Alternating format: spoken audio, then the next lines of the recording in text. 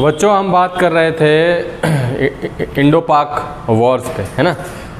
1948 पे हमने बात कर ली थी, 1965 पे भी हमने बात कर ली थी। आज का जो टॉपिक होगा हमारा 71 और 99 होगा, 1971 और 1999। तो जैसा कि आपको पता है कि 1971 में इंडो पाक के बीच एक बहुत ही ज़बरदस्त वॉर हुआ था और उसके बाद एक नया देश एग्जिस्टेंस में आया था जिसका नाम था या है बांग्लादेश।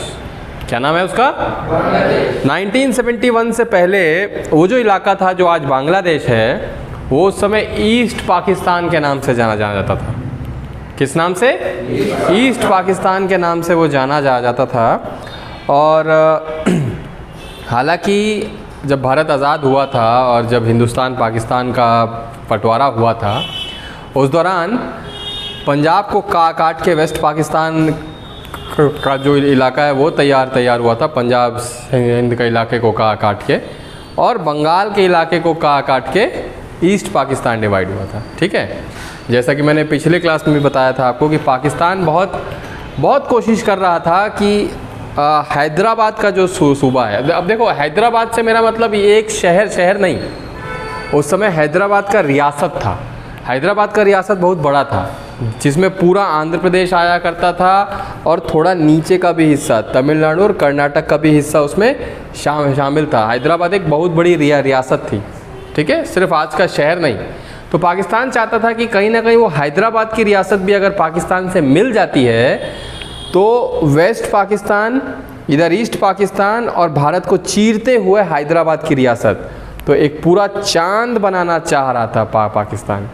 अगर आप मैप को थोड़ा ध्यान में रखें तो आपको समझ में आएगा कि वेस्ट पाकिस्तान से ये आर्क एक घुमा, हैदराबाद से होते हुए ईस्ट पाकिस्तान की तरफ थोड़ा सा टर्न लिया, तो क्या बन रहा है? एक चांद की आकृति बन रही है। पाकिस्तान इसी चांद को पूरा करना चाहता था और हैदराबाद की रियासत को अपने में मिलाना चाहता था। सिर्फ इतना ही नहीं, हैदराबाद के जो निज़ाम थे वो भी पूरी तरीके से हैदराबाद को पाकिस्तान में ही मिलाना चाहते थे।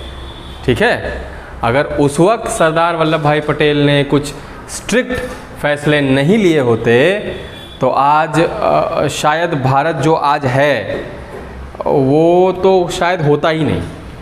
क्योंकि अगर पाकिस्तान हमारे देश के दो टुकड़े कर देता, ऊपर इंडिया नीचे इंडिया बीच में पाकिस्तान, तो आप समझ सकते हो कि कितना नुकसान हमारे देश को होता। लेकिन पटेल जी इस बात को बहुत अच्छे से जानते थे, अच्छे से समझते थे और ऐसे ही नहीं, उनको आयरन मैन ऑफ इंडिया जो है वो कहा जाता है। तो उन्होंने निज़ाम से पहले प्रेम से भी बात की, समझाने का भी प्रयास किया, है ना।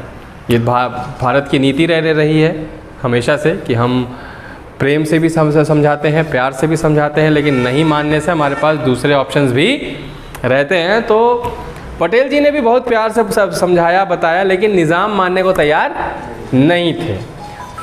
फाइनली पटेल जी को भारतीय सेना को इस्तेमाल में लेके आना पड़ा, ताकत का इस्तेमाल करना पड़ा। और जो हैदराबाद के निज़ाम ये दावा कर रहे थे कि भारतीय सेना अगर आएगी तो हम चुप थोड़ी बैठेंगे, हम भी जवाब दे सकते हैं, निज़ाम है, फलाना है, ढिमाका है, वो निज़ाम 48 घंटे के अंदर ही निज़ाम साहब और उनकी सेना ने सरेंडर कर दिया। क्या कर दिया?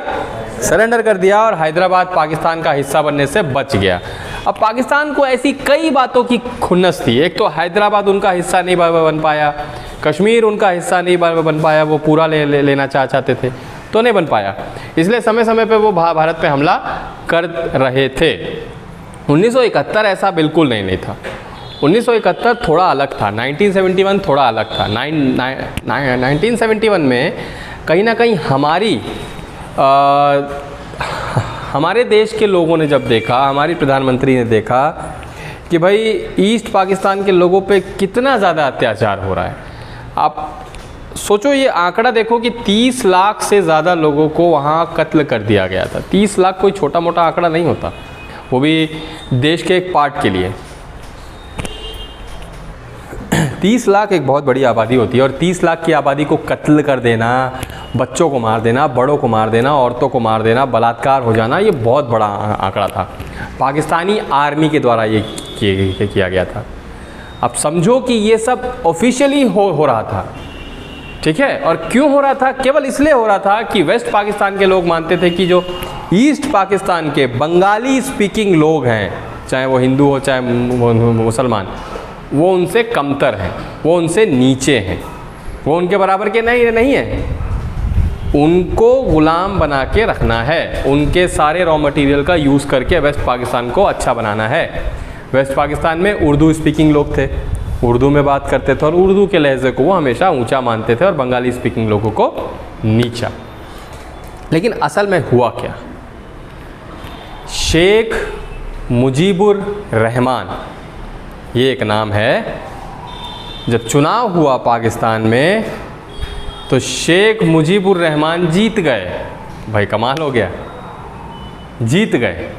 लेकिन वेस्ट पाकिस्तान का ईगो इतना बड़ा था कि वो मुजीबुर रहमान को प्राइम मिनिस्टर के तौर पे कैसे कबूल कर सकते थे, एक बंगाली स्पीकिंग इंसान को जिसको वो नीचा समझते थे।